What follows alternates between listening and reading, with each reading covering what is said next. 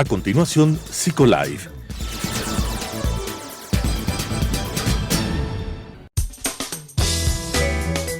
Clasificación A. Apto para todo público.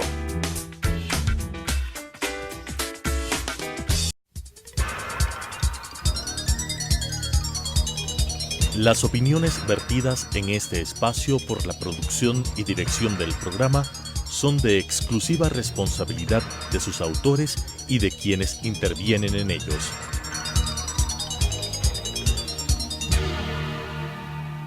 Telesucesos Canal 29 UHF presenta Psicolife, un programa creado para hablar de psicología desde una vertiente científica pero amena con la conducción de la doctora Elizabeth Montenegro. Psicolife. El divorcio no tiene repercusiones únicamente para la pareja que decide tomar esa decisión. Existen muchas veces otras personas que están involucradas y que también de alguna manera viven los efectos que esta decisión de la pareja trae para ellos. Una de estas personas involucradas usualmente son los hijos. ¿Qué pasa con los hijos? Hoy en Psicolife, cambiando tu vida desde tu mente, vamos a hablar de los hijos del divorcio.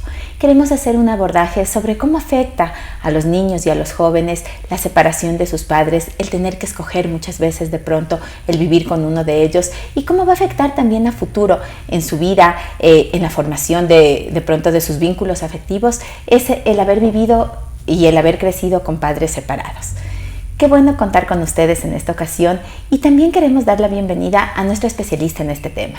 Ella es Mayra Velastegui, ella es psicóloga clínica, psicoterapeuta integrativa y qué bueno, Mayri, poder contar contigo en este día y poder hablar de este tema que creo que ahora cada vez más lo vivimos en la sociedad. Sabemos que las parejas cada vez optan por divorciarse con un menor tiempo de haber permanecido juntos y eso obviamente repercute en los hijos. Bienvenida y gracias por habernos acompañado. Muchísimas gracias, Deli, por la invitación. Nosotros siempre muy gratos de compartir contigo estos temas que son tan importantes. Bueno, sí, efectivamente el tema del divorcio lo vemos desde hace décadas atrás de una manera muy creciente. De hecho, coloquialmente a la gente se le escucha decir ya se casan para divorciarse. Y eso de alguna manera implica que las personas entren en este proceso como que ya de acostumbramiento a esa posibilidad. Me caso, pero la situación del divorcio es muy latente y en algunas ocasiones ya se pone de manifiesto.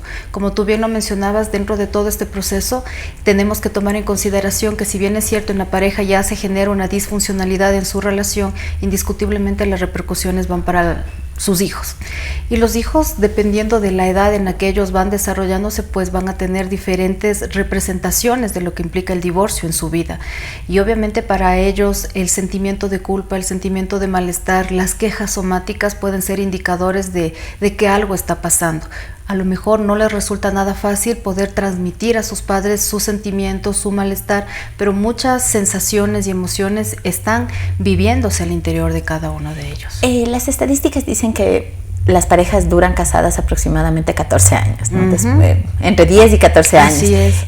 Eso nos indica que estamos hablando de niños, sobre todo en edad escolar, que ya empiezan a vivir el impacto del divorcio en sus padres. Correcto. Y yo creo que sí es para ellos, muchas veces, aunque tengan a papá y mamá juntos, un poco como un fantasma latente, ¿no? A veces al escuchar que otros compañeritos dicen, bueno, yo solo vivo con mi papá o con mi mamá, ahora me toca ir a visitar a mi papá, que es la tónica de las parejas que están divorciadas, el que ellos también empiecen a generar, tú hablabas de ese temor por un lado y también del sentimiento de culpa. ¿Por qué viene ese sentimiento de culpa en los niños? Obviamente ese sentimiento aparece porque ellos suponen que son parte del conflicto. Tú bien mencionabas que sí, efectivamente las estadísticas te dicen que entre 10 y 14 años dura un matrimonio. Lamentablemente, probablemente a ese tiempo se disuelve el matrimonio, pero lamentablemente las condiciones previas a esa ejecución legal vienen desde mucho tiempo atrás. Probablemente los niños llegan a sentir mucha culpa porque los padres entre sus discusiones llegan a mencionar situaciones como solamente por ti estamos juntos. Entonces ese tipo de verbalizaciones hace que los niños también empiecen a sentir mucha culpa al darse cuenta que sus padres mantienen una relación que no es buena por causa de ellos, que forma parte obviamente de esta condición de malestar que ellos van engendrando, y obviamente las repercusiones a futuro también empiezan a manifestarse porque ese niño crece con mucho resentimiento, crece con mucha molestia frente a sus figuras progenitoras, y eso hace que también pues vayan desarrollando conductas desadaptativas en las condiciones en las que ellos están. Pensemos un poquito, vamos luego con las adolescentes, vamos en la etapa escolar. Bueno, en la parte educativa nosotros vemos usualmente un bajo rendimiento escolar, vemos esa repercusión también en la parte de adaptación con sus compañeros muchas veces, y en la parte emocional ya de ellos, que es la parte en la que tú abordas más. ¿Qué otros problemas vemos? Nos hablas de esta disconformidad de ellos, de ese resentimiento. ¿Qué más vemos así como lo más fuerte que se observa en esa etapa escolar? Lo más manifiesto se aprecia precisamente en esa ansiedad y en ese sentimiento de tristeza que ellos pueden tener. Justamente como les mencionaba, por el tema mismo de la culpa, aparece también una baja autoestima y aparece también una regresión en ellos que obviamente va a suponer conductas que buscan llamar la atención para que se focalice de alguna manera la atención en él y los padres de alguna forma eviten ese conflicto. Entonces los niños en este caso tratan de buscar de forma inconsciente maneras o formas para que los padres atenúen un poco esa conflictiva, pero obviamente la decisión de un padre, de una madre frente al divorcio ya está tomada. Se atenúa la situación, pero lamentablemente el malestar permanece. Cuando tú nos dices conductas regresivas, puede ser, por ejemplo, que el niño que ya no mojaba la cama empiece a mojar la cama, o que quiera volver a dormir en la cama de sus padres. Que de hecho son las respuestas más esperadas. Niños que han tenido en este caso que regresar a utilizar el pañal, niños que de pronto pierden el control de sus esfínteres, niños que de pronto ya estaban manejando de forma adecuada los utensilios para poder alimentarse, ya no lo quieren hacer, y probablemente este tema en el que ellos se ven muy inmersos en el hecho de tener conductas que ya no corresponden a su edad. Entonces empiezan a chuparse el dedo, por ejemplo, o empiezan a generar berrinches frente a situaciones que a lo mejor no serían las más adecuadas, y estamos hablando de niños de 6, de 7 años que regresan a conductas que ya vivieron en la etapa que les correspondía. Y también esta otra forma, en cambio, de llamar la atención, y que usualmente son formas negativas, ¿no? Porque de alguna manera, si es que él estaría, pensemos bien, en el colegio, sin llamados de atención, cumpliendo sus tareas y demás, los padres se enmarcarían más en su conflicto y él estaría más relegado. Entonces, esa forma inadecuada de llamar la atención hace que el conflicto se haga más grande también, y él empiece a verse como parte del conflicto, porque papá y mamá se pelean por él, en definitiva. Exactamente. Entonces, como tú te das cuenta, es una cadena en la que una situación lleva a la otra. Los padres empiezan a enfrentarse por el comportamiento de los hijos, porque empiezan ellos también a culpabilizarse. Mira, por lo que tú haces es que el niño se está comportando de esta manera, y el niño, al entrar en esa dinámica o en esa triangulación tan negativa, sin duda alguna empieza también a generar respuestas que resultan aún más desadaptativas. Ahora, Mayrita, ¿qué pasa con los adolescentes? Porque ellos están en un proceso primero de búsqueda o de afirmación de su identidad, por un lado, de establecer vínculos afectivos, pero si tienen un modelo de pareja negativo, un modelo de pareja en donde siempre ven conflictos, ¿cómo ellos pueden sentir la confianza o la seguridad de pronto de ilusionarse, de enamorarse de alguien, si el modelo que han tenido no ha sido muy positivo? Claro, de hecho hay una diferencia bastante importante entre los niños y los adolescentes frente a esta situación de divorcio. Ocurre que los niños, como son prácticamente dependientes de la presencia de las figuras parentales, no tienen otros referentes. En cambio, en la adolescencia ellos ya empiezan un proceso de socialización que les permite involucrarse con otros medios, otros contextos, otras formas de vivencia. De pronto yo ya me doy cuenta cómo mis amigos tienen relación con sus padres, ya sean divorciados o ya sean juntos. Entonces ellos empiezan a tener una percepción también a partir ya de los nuevos contextos en los que ellos se involucran. No por eso quiere decir que lo que ocurrió en su familia no deje de influenciar en sus decisiones. Influencian sí, pero ya tienen una posibilidad de comparar. Lo que yo estoy viviendo no es agradable, pero lo que mi amigo y su familia presentan sí es agradable. Entonces comparan, y no digo que en todos los casos suele ocurrir, pero generalmente optan por irse por los patrones más funcionales.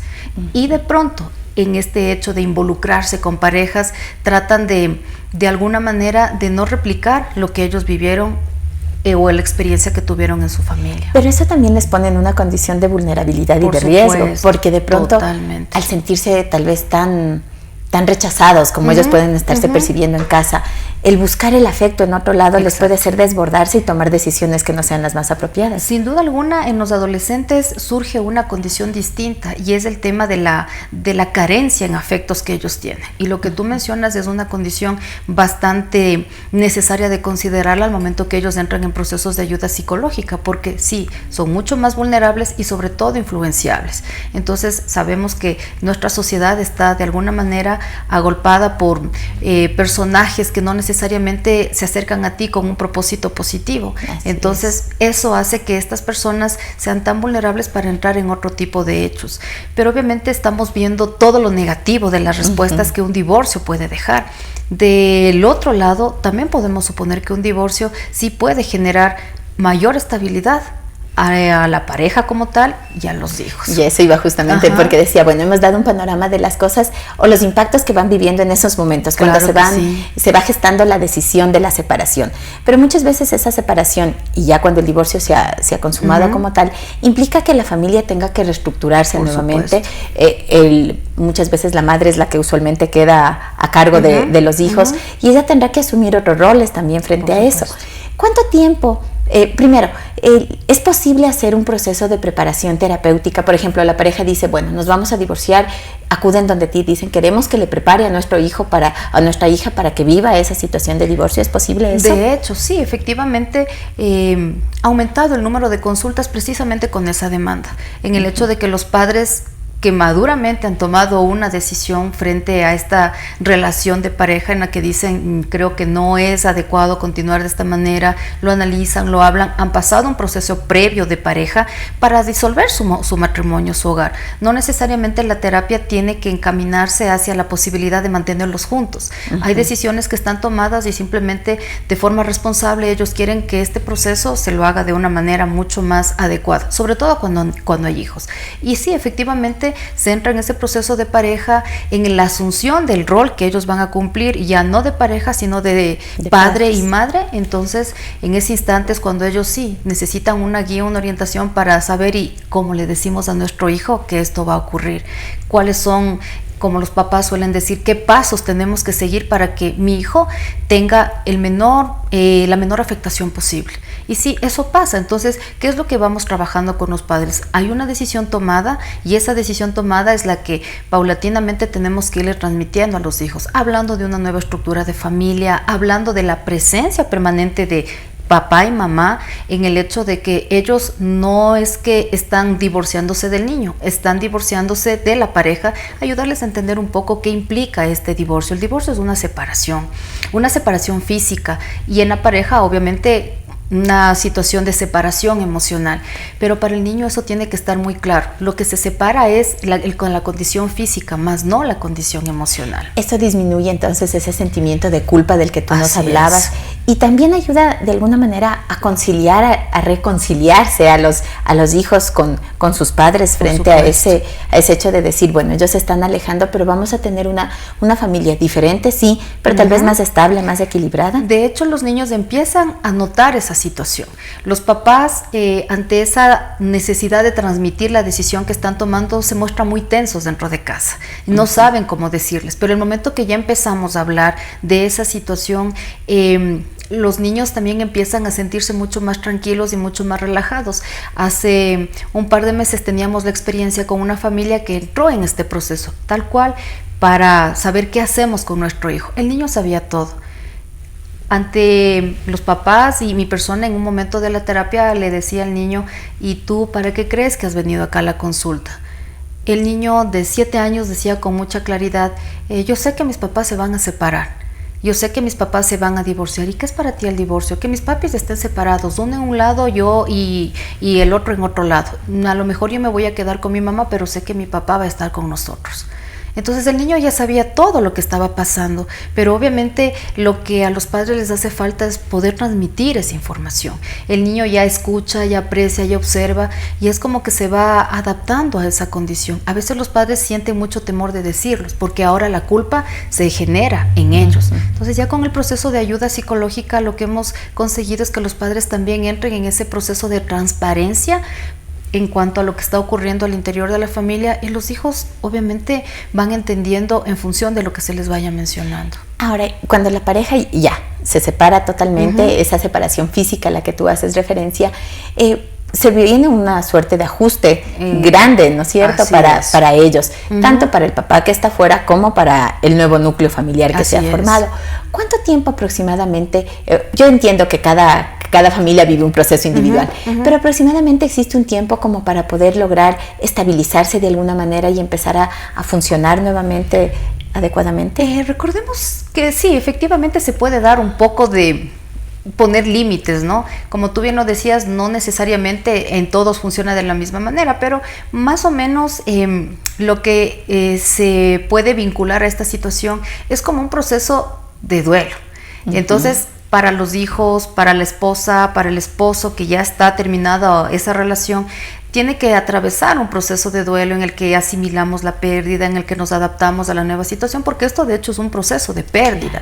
Entonces se van adaptando y al cabo de 6 meses nosotros vamos viendo que ellos ya entran en ese proceso de, bueno, es momento de generar nuevas metas, nuevos proyectos como pareja, como ya personas que tienen una condición totalmente independiente. Entonces ya entran en esa situación de, yo tengo mis proyectos, yo tengo mis metas y quiero continuar con ellos. En los niños también ya en esos 6 meses empieza ese proceso de adaptarse. ¿Cuándo voy a ver a mi papá? ¿Cómo se van a organizar ellos para manejar el tema de disciplina, que son otro de los elementos que se maneja en el contexto terapéutico? Las visitas, la disciplina, los compromisos que se tienen que asumir, el mismo hecho de ir de alguna manera reformulando esa estructura como para que el hijo entienda y comprenda que, si bien es cierto, el imaginario de un niño implica que todo el tiempo quisiera ver a sus padres juntos, a los dos juntos, ocurre que papá o mamá pueden tener una nueva pareja, que eso es otra de las situaciones que sí generan muchos motivos de consulta, y es ahora, ¿cómo le digo a mi hijo o a mi hija que yo ya tengo otra pareja? Y más aún si deciden vivir juntos. Exactamente. Después. Ahora, Mayrita, ¿qué pasa? Porque tú hablas de este imaginario. Yo creo que para todos los hijos siempre, obviamente, el ideal va a ser que papá y mamá estén juntos. Supuesto. A veces los divorcios no siempre se dan en buenos términos y a veces papá y mamá terminan de enemigos. Y claro, y eso genera muchas veces hasta ese síndrome de alienación parental, ¿no es cierto? El hecho de ir menoscabando la imagen del otro progenitor. Pero ¿qué pasa? Puede darse también el otro lado de la moneda, en cambio, que papá y mamá, que ya no son pareja, se lleven muy bien, y que ese llevarse también empieza a generar en el niño también una suerte de confusión, de que se van a hacer de a buenas, ya pueden estar juntos, y en realidad no es así. Justamente eso es lo que se tiene que clarificar con los niños. El momento que nosotros estamos hablando de la nueva estructura de hogar, se tiene que manejar con mucha autenticidad, que papá y mamá van a tener una relación juntos, pero no están dispuestos a mantener una relación de pareja. Entonces papá y mamá tienen una muy buena relación, conversan, hablan, se ríen, comparten inclusive las actividades que el niño tiene en su escuela, en su colegio. Los papás acuden a todas esas actividades, pero el niño debe tener claro que ese es el rol de un padre y de una madre, que no va eso a generar en este momento la posibilidad de regresar, porque la fantasía, la esperanza, la expectativa existe cuando no se ha quedado claro el tema de que hay un nuevo rol que papá y mamá van a cumplir. Y ese rol también tiene que cumplirla y tiene que entender la pareja, ¿no? Porque muchas veces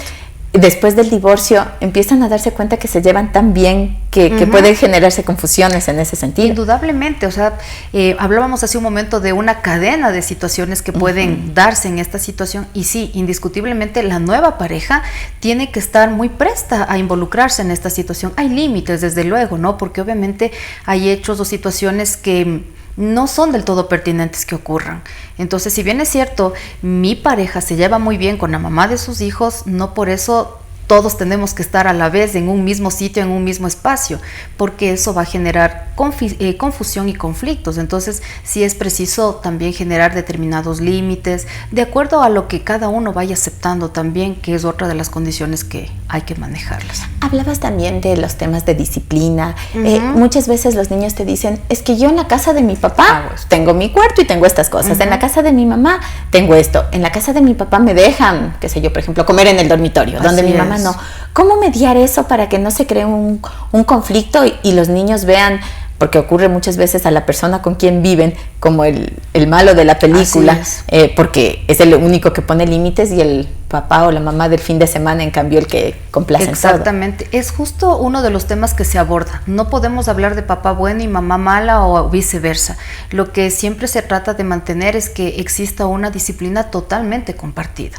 Entonces, si bien es cierto, el niño surgió de una pareja que tiene sus propias costumbres, sus propios principios, porque mientras eran pareja influenciaron de alguna manera con formas, principios, costumbres a sus hijos.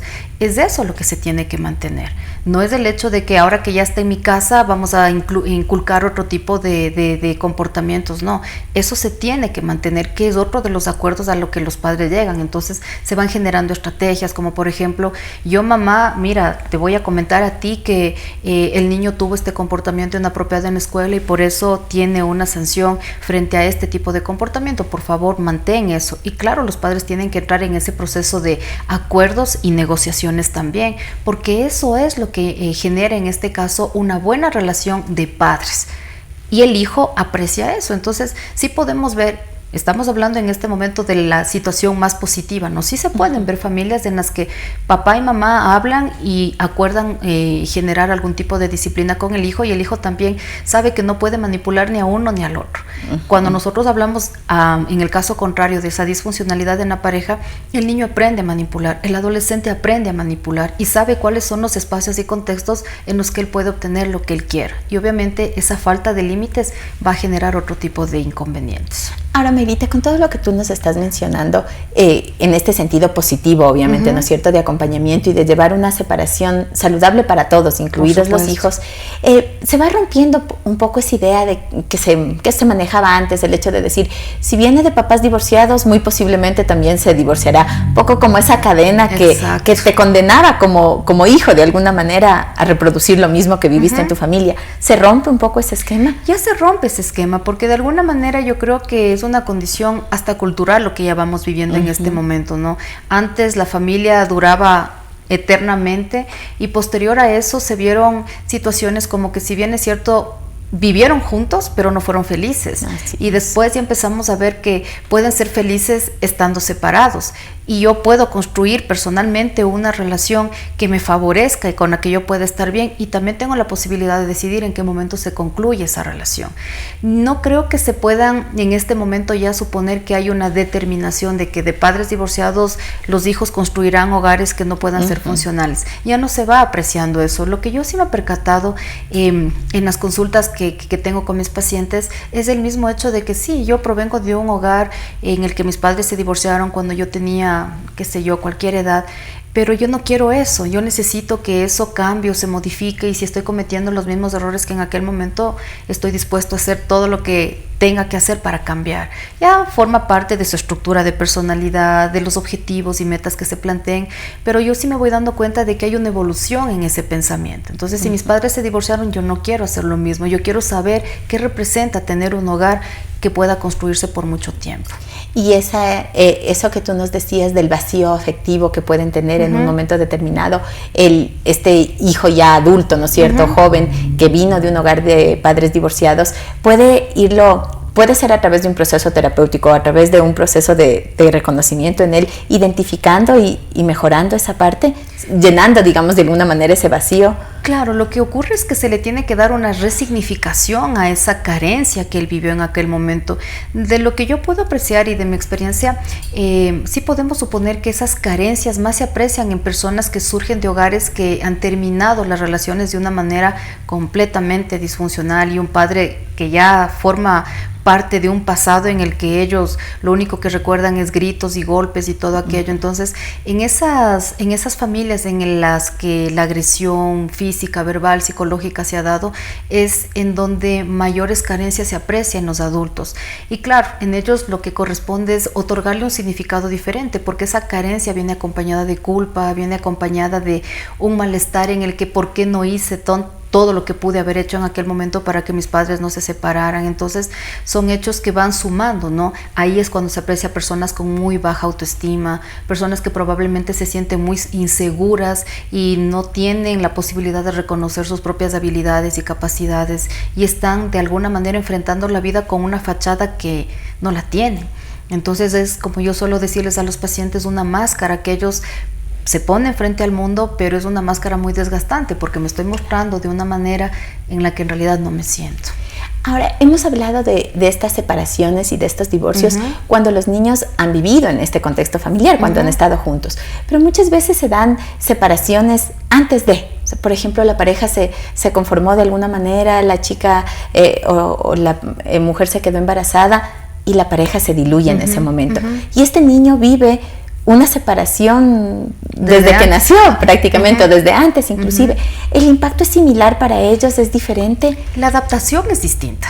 La adaptación es distinta y ellos desde un primer momento saben cuál es la condición. Papá en un lado, mamá en otro lado, y para ellos ya viven un contexto totalmente diferente, porque la mayor complejidad se presenta en presencia de ambos progenitores. Pero cuando yo ya sé que desde pequeño mi mamá ha estado acá y mi papá ha estado acá, yo solamente voy tratando como que de encajar todas las piezas para darme cuenta de que no vivimos en la misma casa, pero todos estamos contentos y felices. Estos niños generan inclusive hasta más recursos para adaptarse a los futuros conflictos que pudieran existir. Y creo que ese va a ser un tema que vamos a tener que hablar después. ¿Qué pasa con estos niños que no crecen con su mamá o con su papá desde antes?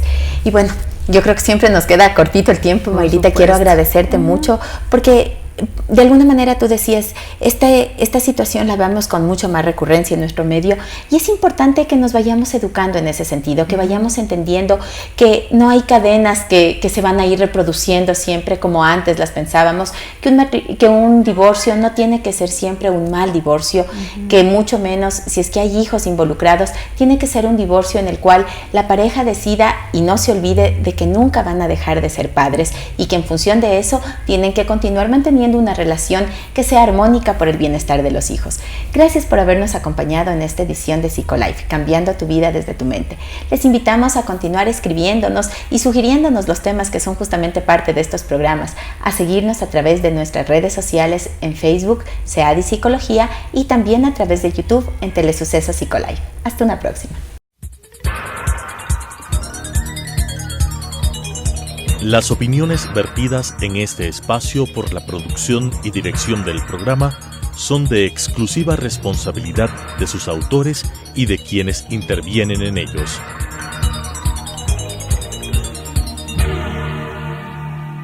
Telesucesos Canal 29 UHF presentó Psicolife, un programa creado para hablar de psicología desde una vertiente científica pero amena con la conducción de la doctora Elizabeth Montenegro. Psicolife